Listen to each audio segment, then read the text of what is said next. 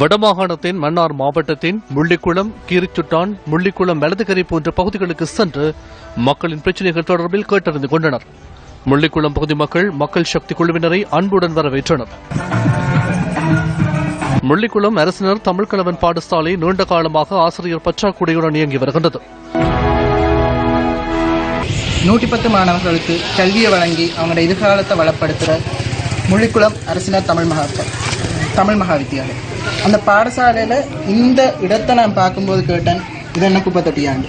அப்போ மாணவர்கள் சொல்கிறார்கள், அதுதான் தாங்கள் அன்றாடம் தண்ணீராக பாய்ப்பது இந்த இடத்தை தானே.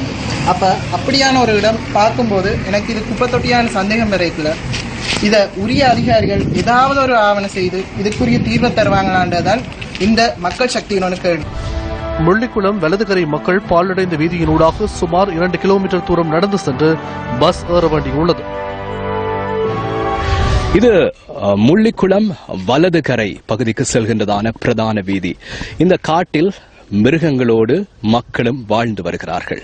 இதுதான் இங்குள்ள முக்கியமான விடயம். ஆனால் இந்த பகுதியிலிருந்து வவுனியாவுக்கு தங்களுடைய தேவைகளை பூர்த்தி செய்ய 2 கிலோமீட்டர் தூரம் நடந்து சென்றே தங்களுடைய வவுனியா பயணத்தை அடைய வேண்டிய ஒரு சூழ்நிலை இருக்கிறது. 2 வயோதிபர்கள் இங்கே சென்று கொண்டிருக்கிறார்கள். நாங்கள் அவர்களிடம் பேசி பார்க்கலாம். ஐயா வணக்கம். ஐயா எங்க போய் கொண்டிருக்கிறீங்க? வவுனியா போய் கொண்டிருக்கிறோம்.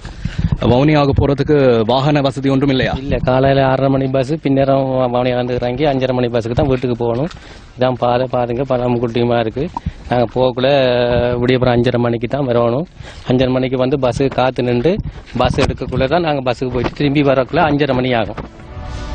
நன்னீர் மீன்பிடிக்கும் விவசாயத்திற்கும் உறுதுணை புரியும் முள்ளிக்குளத்தினை புனரமைத்து தருமாறு மக்கள் கோரிக்கை விடுத்தனர். எங்களோட குளம் வந்து ஒரு சீரற்ற நிலையில இருக்கு. பண்டுகள் எல்லாம் அரிக்கப்பட்டு உடைஞ்சிருமன்ற ஒரு பயத்தில் வாய்க்கால்கள் எல்லாம் புனரமைக்கப்படவில்லை. இங்கே நாங்கள் 165 குடும்பம் இருக்கிறோம். அவ்வளோ பேரும் இந்த மீன் பிடிக்கையும் இந்த விவசாயத்தையும் நம்பிதான் இருக்கு. கீரிச்சுட்டான் குளத்திற்கு நீரை கொண்டு செல்லும் பிரதான கால்வாய் உடைப்படுத்துள்ளமையால் விவசாயத்தினை மேற்கொள்ள முடியாத நிலைக்கு விவசாயிகள் தள்ளப்பட்டுள்ளனர். இந்த நீரை நம்பி சுமார் 40 வருடங்களுக்கு முன்னர் மடு கீரிச்சுட்டான் பகுதியில் 400 குடும்பத்தினர் தங்களுடைய ஜீவனோபாயத்தினை மேற்கொண்டனர். ஆனால் தற்போது வெறுமனே 50 குடும்பங்கள் மாத்திரம் இந்த கிராமத்தில் வாழ்வதாக இப்பகுதி மக்கள் கவலை தெரிவிக்கின்றனர்.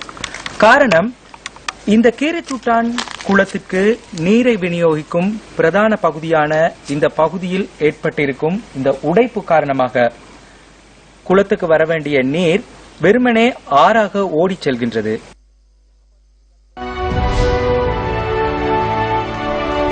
புலனறுவை வெலிகந்த சிங்கப்புர பகுதியில் மகாவெலிகாணியில் நடத்திச் செல்லப்படுகின்ற பன்றி பண்ணையாள் பிரதேச மக்கள் மிகுந்த சிரமத்தை எதிர்நோக்குகின்றனர். இந்த பண்ணையிலிருந்து வெளியேற்றப்படும் கழிவுகள் ஆறுகளுக்கு விடுவிக்கப்படுகின்றன. இதனால் சுமார் 200 குடும்பங்களைச் சேர்ந்த மக்கள் அசௌகரியத்தை எதிர்நோக்குகின்றனர். இதேவேளை காட்டு யானைகள் கிராமத்துக்குள் பிரவேசிப்பதை தடுக்கும் மின்சார வேலி அமைக்கப்படாததால் சிரமப்படும் மக்களையும் நியூஸ் ஃபர்ஸ்ட் குழுவினர் சந்தித்தனர்.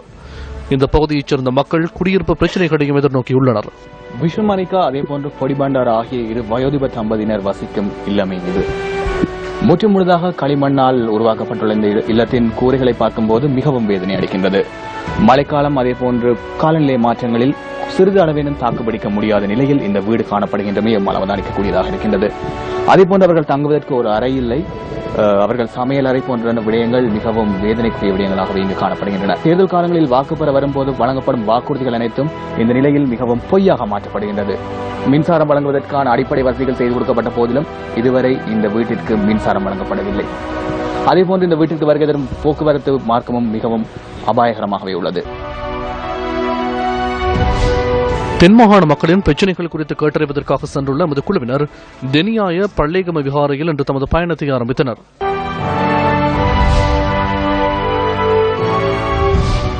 கோட்டப்பொல பிரதேச செயலக பிரிவில் உள்ள சத்மாலய கிராம மக்களின் பிரச்சினைகளை மக்கள் சக்தி பதிவு செய்தது. இந்த நீர்வீழ்ச்சிக்கு மேல் பகுதியில் அமைக்கப்படவுள்ள நீர்மின் உற்பத்தி நிலையம் காரணமாக இந்த நீர்வீழ்ச்சியை எதிர்கால சந்ததியினர் இழக்க நேரிடும் என மக்கள் தெரிவித்தனர். மாவுல் தெனிய சிங்கப்புலிக்கேவத்த பன்விலகின உள்ளிட்ட மேலும் சில கிராமங்களுக்கு எமது குழுவினர் சென்றனர். மாவுல்தினிய கிராமத்தில் காணி உறுதிப்பத்திரங்கள் இல்லாத மக்கள் நியூஸ் ஃபர்ஸ்ட் குழுவினரிடம் தமது பிரச்சினைகளை முன்வைத்தனர். சிங்கப்புலிகேவத்த பகுதியில் விவசாயிகளே அதிகம் வாழ்கின்றனர். உர பிரச்சினையால் தமது விவசாயத்திற்கு ஏற்பட்டுள்ள பாதிப்பை மக்கள் சுட்டிக்காட்டினர். தெனியாய செல்வகந்தை தோட்டத்துக்கு சென்ற எமது மற்றொரு குழுவினர் தோட்ட தொழிலாளர்களின் பிரச்சினைகளை கேட்டறிந்தனர். இந்த குடியிருப்புகள் சுமார் 200 வருடங்கள் பழமையானவை. இங்கு 130 குடும்பங்கள் வசித்து வருகின்றன.